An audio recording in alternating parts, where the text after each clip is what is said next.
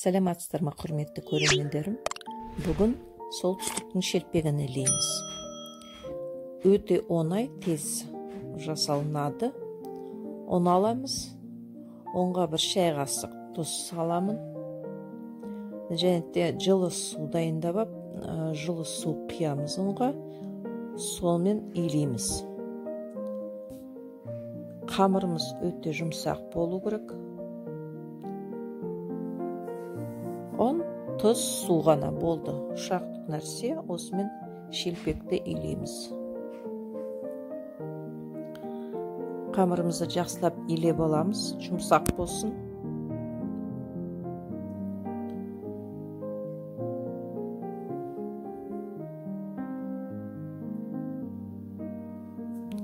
Қамырымызды илеп болғаннан кейін 5-10 минутқа қойып қоямыз. Одан кейін тағы бір басып аламыз.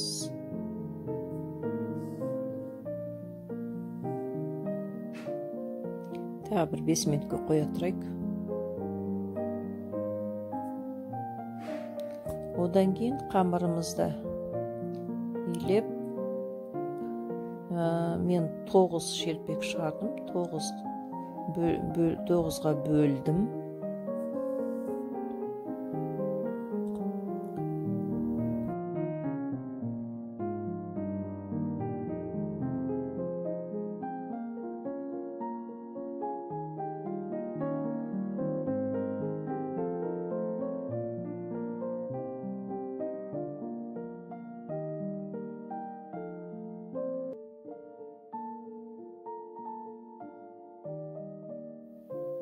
Қамырымызды бөліп, енді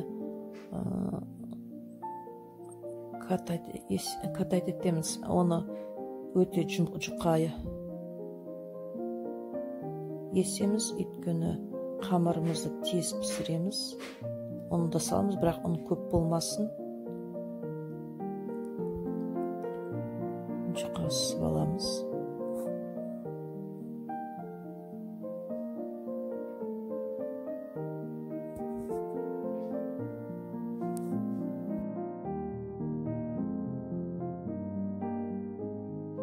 Бәр қамырымызды ысып аламыз, жайып отырамыз. Және майды қыздыруға қоямыз.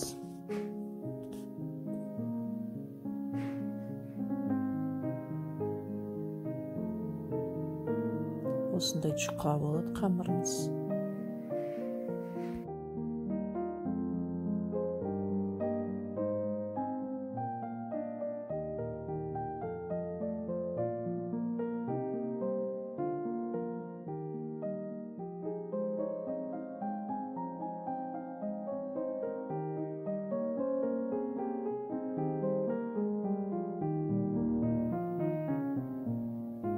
Жайып болдық.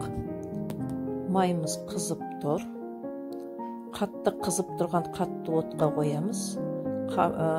Шелпегімізді саламыз.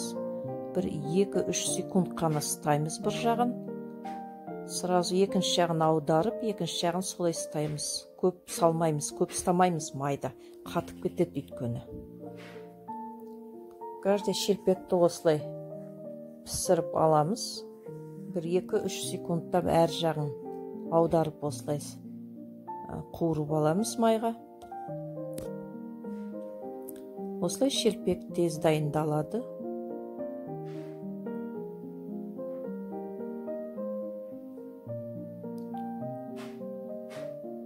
Әр жұма сайын енді мен осылай пісірем, дрожжымен де пісірем, сүт қосып, содаға да илеп пісірем, әр түрлі пісіреміз осылай.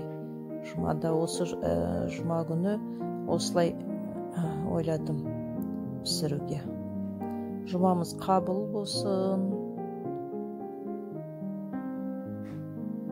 Ойлаған арман мақсаттарымызға жете берейік. Каналымызға жазылуға ұмытпаңыздар. Лайк басып, комментарий жазыңыздар. Біздің жақта негізінде осындай шелпек пісіреміз. Жұма қабыл болсын. Шелпек осында міне жұп-жұқа, жұмсақ болып шығады.